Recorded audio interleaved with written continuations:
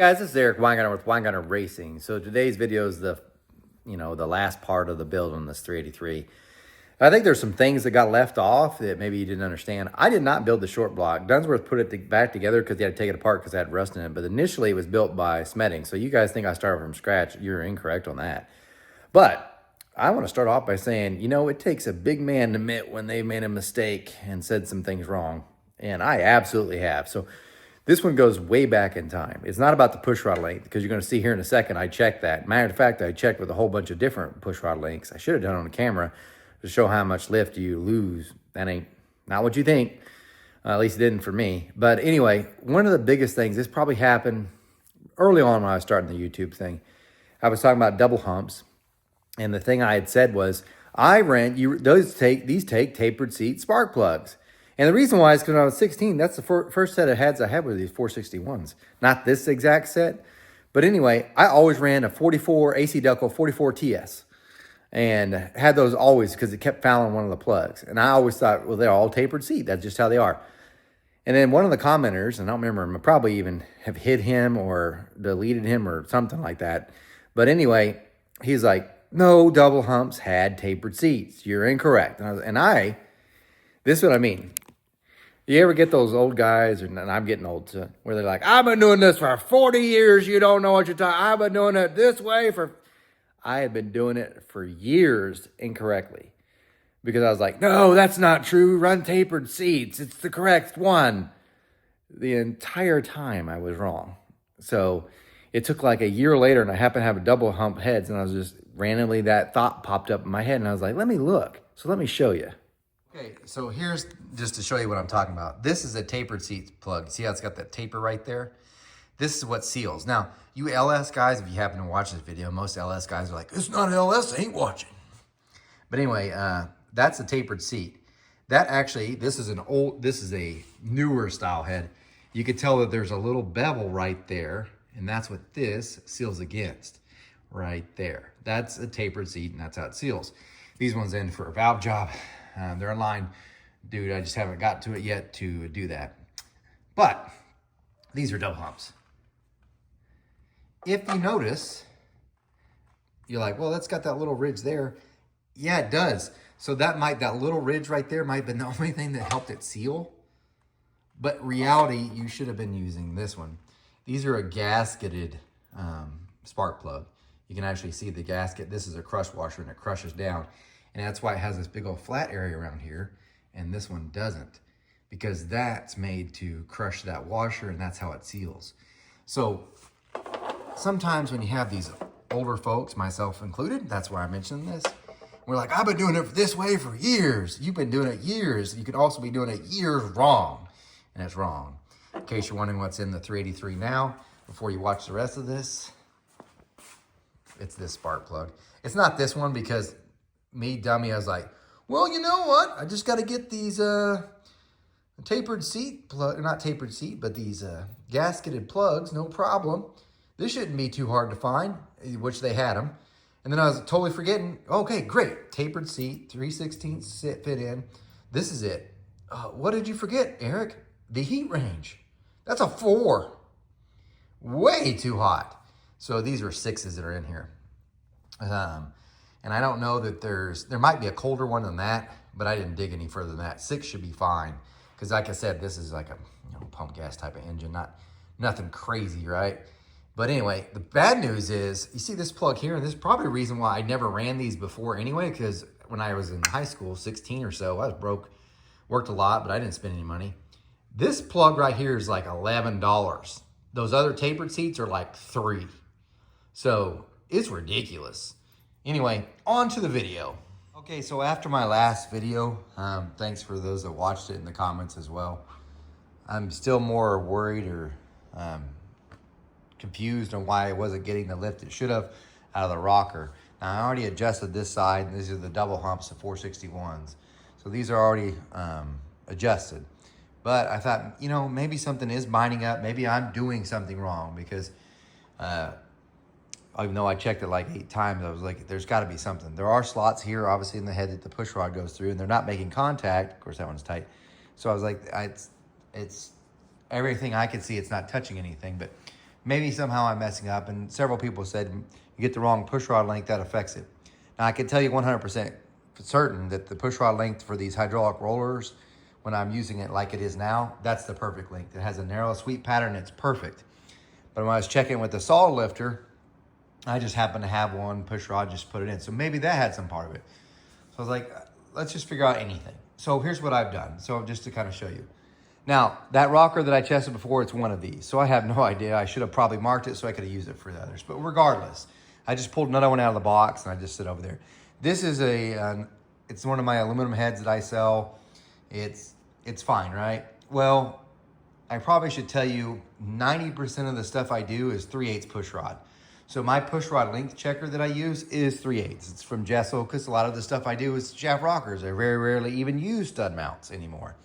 But I was like, you know what, let's just set this up. So let me kind of show you. I put the solid roller back in. I have my 3/8.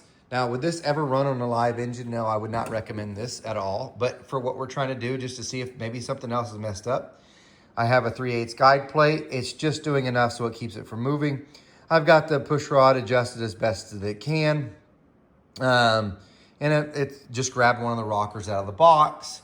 I have my tool set up, and we're just gonna spin it over so it's back on intake. So that's what I'm gonna do here. I'm gonna try to move it over here, and I'll count as I go, and we can see how much it's changed. Just to kind of show you, I'm just gonna tap. Oh, it moved a little bit. So we'll just zero this, well, let's back this off. Whoop, wrong way. I'm gonna back it off, so it's got nothing, obviously. We're gonna tap. Okay, it's pretty good. Now I'm gonna tighten this until I see that move, and I'm gonna put 1 on it just because it's got something. So I could say it's at least moving down that check spring. And we're gonna now bring it to 0, and then we're just gonna turn it over and see how much max lift we actually have. So bear with me as I do this.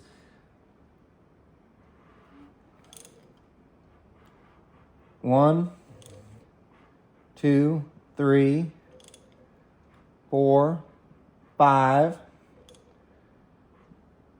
And it stopped at 560 again.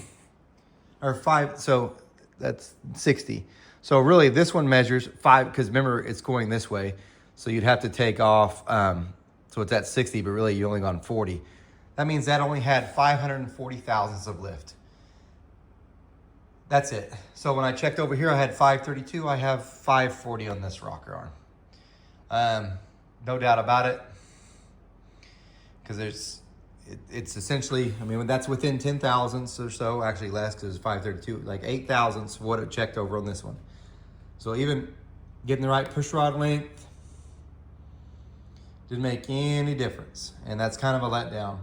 So in case you're wondering, well, how do you determine what the rocker ratio is? You want to do some math. Take 540.540, because that's where we are. Divide it by your lobe. So in this case, the lobe's like 0.3719. And then I'll get your rocker ratio. I haven't done it before this, but it's going to be less than 1/6, I can tell you. So anyway, yeah, the rockers do not have the right ratio. So I've done just about everything I can think of. So, I mean, don't get me wrong, the angularity of this push rod could be adjusted to make it a little bit better, but it ain't gaining that. And trust me, because I've even, off camera, I put it in worse positions just to see. It doesn't really change. You're going to 5 thou. That's at 5 thousandths. So anyway, kind of a letdown, but it is what it is.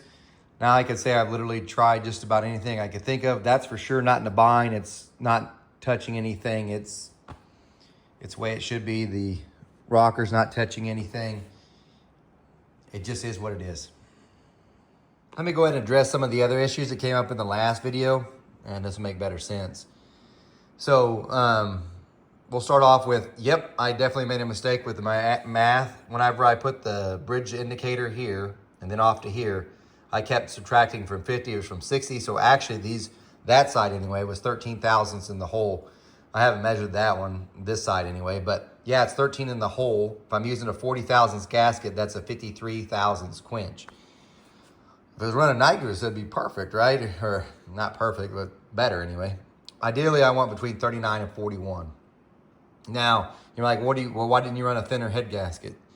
The only one I know that's thinner is a 19 and a 20. And to me, the minimum I ever want to do is 39. You can go a little bit tighter, but I don't want to do that. So if you do the math, you do 13 plus 19 So you just say, we'll say it's 20, because they actually have a 20 as well. So 20 plus 13, that's 33. I'm too tight. And it will, and from my experience from testing, it will absolutely hit the head, the piston will. So I don't want to have it that tight. So I'm kind of in a weird position in between. And I know you're thinking, well, didn't you just say you had Dunsworth tear down this engine because it had rust? Because we'll get to that. One person's like, you need to clean this better. First off, the short block was already together, because another person's like, you're a horrible teacher. You got to put the cam in first. So I guess whenever they're building engines, or whenever they're doing anything, they tear down the engine completely to put in a new cam instead of cam swapping like a normal person. But regardless, one of the other things I heard was, the cylinders are dirty. You might have needed to watch the whole last one, but what had happened is this came from a viewer, and it got rusted from shipping or something bad. So, especially on the deck. So I had Dunsworth mill this down, and I told you I had him take it to where it was 5,000s of this, but looking back, I think I told him 10, and here's the reason why. These Speed Pro pistons, they're actually, if you ever get them, they have a lesser compression height than what you would think. So they actually stick down in the hole anyway. So you're like, so what? Just mill them to zero, get it to zero deck.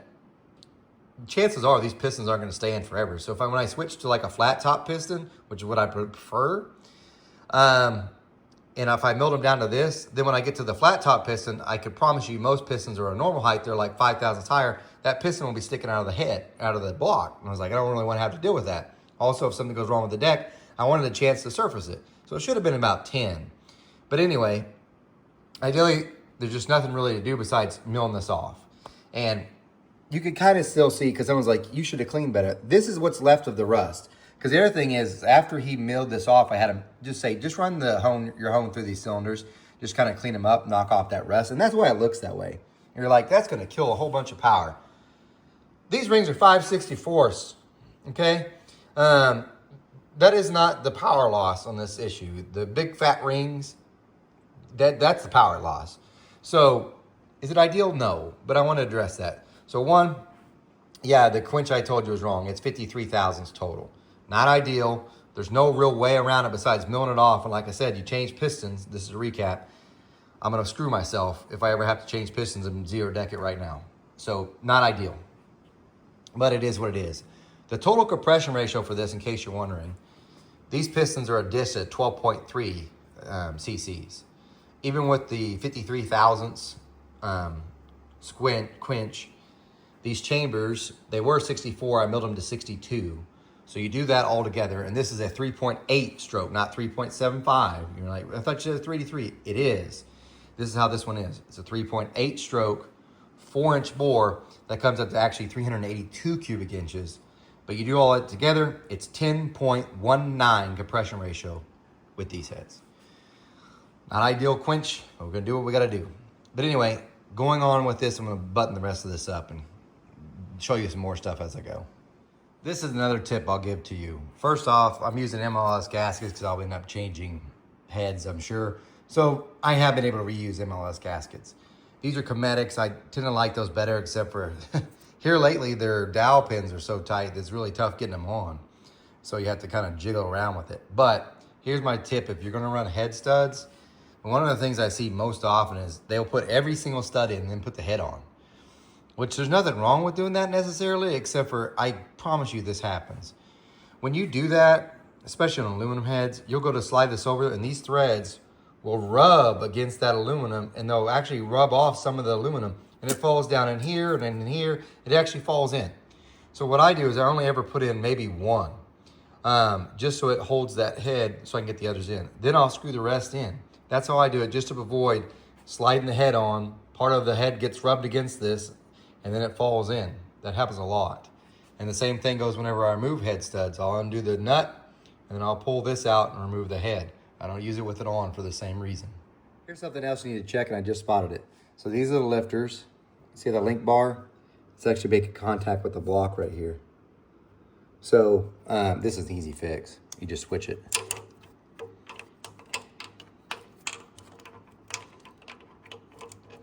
Now it won't look as pretty because we won't have the names facing up. See how the number's now upside down, but now we have clearance. It's an easy fix. It affects nothing, just gets it away from not touching that. Before I stab this in, I thought I'd show you. This is a brand new MSD 8551 distributor, the Pro Billet deal. Because I've got a solid roller camshaft on a billet core, and it doesn't have the Evergear on the back of the cam, you have to run a bronze. You can run the composite, but I just don't like to use them. So there's nothing wrong with them, but I just use bronze. Especially since most of this is on the dyno use. And even then, like I have street stuff with bronze that's gone for a very, very long time. So I don't have a problem with that, but that's all set up. I did lock it out too, just because it's going on the dyno.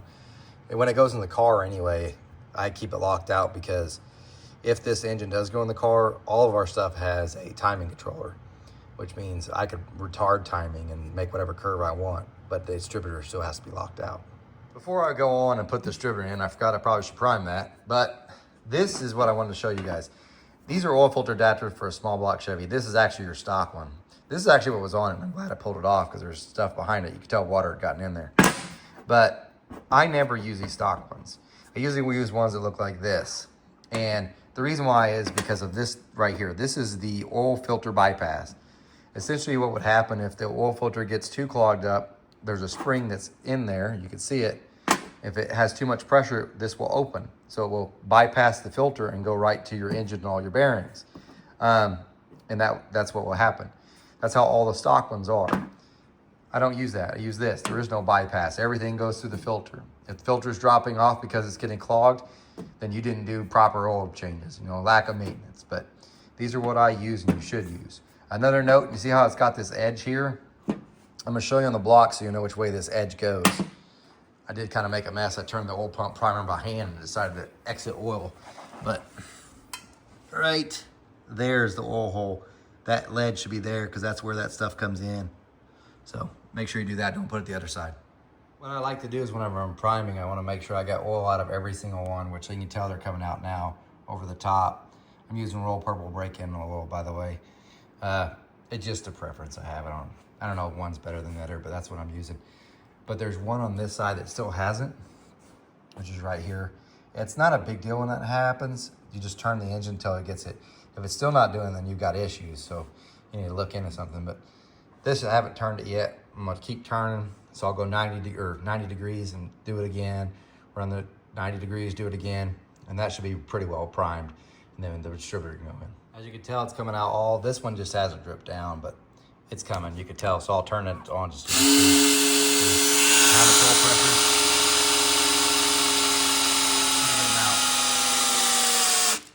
About to burn up the drill, it smells like. That's a Milwaukee one, but it's not the brushed one. It's the brushed one, not the brushless. So that's why it's not as good. I don't want to bring out my great drill. But anyway, I think we're good to go. Turn it to where I need to be and put the distributor in. Here's how I set it in the distributor, by the way, to help you. What I do is I'll look at these rockers and I'll wait for that intake to open and then close. So that means it's breathed in, it's on this compression stroke. And I bring it to where I want my timing to be, and I want it to be at 34. So that's where I'm gonna have it on my balancer at 34. Or 35, it's close enough. This will get me to where I need to start it. Obviously, we'll check it when we're on the dyno. But now I will pull out my primer and put that in and have it face there. And I'll show you how to get the cap to where it should fire up. Because if you have it on there, you set it in there, you line up the rotor bug with the terminal, right here it should be at about 34. And you should at least get it to fire up. So this will get you to start up. Then you can adjust from there. Another problem that just came up, and this is the reason why we do a lot of aftermarket heads. The intake manifold itself, like usually aftermarket heads, we have a raised up a valve cover rail, but this doesn't. And as you can tell, the intake protrudes into it, which hits the gasket. So I had to actually grind this gasket so it sits in there. So I can't just slide it over there. I actually have to take that stud out and that stud out and then put the gasket on, then screw these in because it's that tight. There's just no way around it. And it's not that AFR made this intake incorrect. It's just that on these stock heads like it is, and because they have it raised up, which is great, by the way, because you got more room for a gasket match if you did a 1206, it just puts things in a much tighter bind. If this was an aftermarket head, like I said, with a raised up valve cover rail, your rail would be up here away from all that. But it's just some small stuff, just things to look out for. I'll wrap things up. This should be, after you're watching this, I should be on the dyno with the 383 on Thursday. Go back and watch the previous video and you can make a guess on the horsepower and torque and have a chance to win the a t-shirt, assuming you're extra large. But this should be on the dyno tomorrow. Also, the 540 big block dyno mill that I have will be on the dyno tomorrow too. I'm gonna test the 3 intakes and then the 383 goes in there. Only thing testing on the 383 is breaking it in. I'll test it with a 750 ATM carburetor, 1000 CFM Demon carburetor, and probably the 500 CFM 2-barrel. The reason for that is a test because everybody keeps talking about, well, I gotta have that part throttle torque. Well, I can't test part throttle on the dyno, but 500 CFM is half of a 1000 CFM carburetor. So at least I'll get a partial, like closer, so we can kind of see if there's a trend that would end up happening. But anyway, guys, remember, I'm no Superman. I did race Superboy.